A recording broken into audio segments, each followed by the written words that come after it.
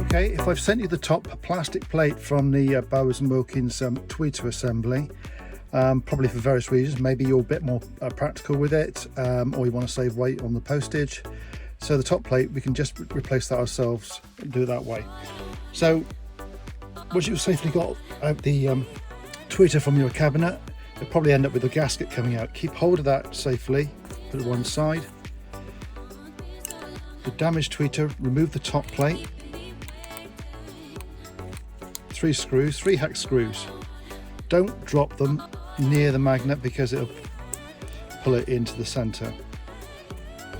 3 hex screws removed, safely out the way. Lift the top plate. Make sure that on the top plate you leave the gasket in there if you're going to return it to me. That's that. Get your new tweeter. Inspect it, make sure there's no packaging on the back caught up in it or anything like that. This particular magnet assembly doesn't have the Nautilus tube because it's been taken off, and it's easy for me to film this way around. So, alignment. Do not touch the foil at all, it's very fragile. There's a little arrow mark on the back of the magnet assembly. Line up the top plate to that. It'll only go one way because there's locating lugs here, or keyways. Put that onto there. I'm not going to fit this one directly because there's new ferrofluid in the base.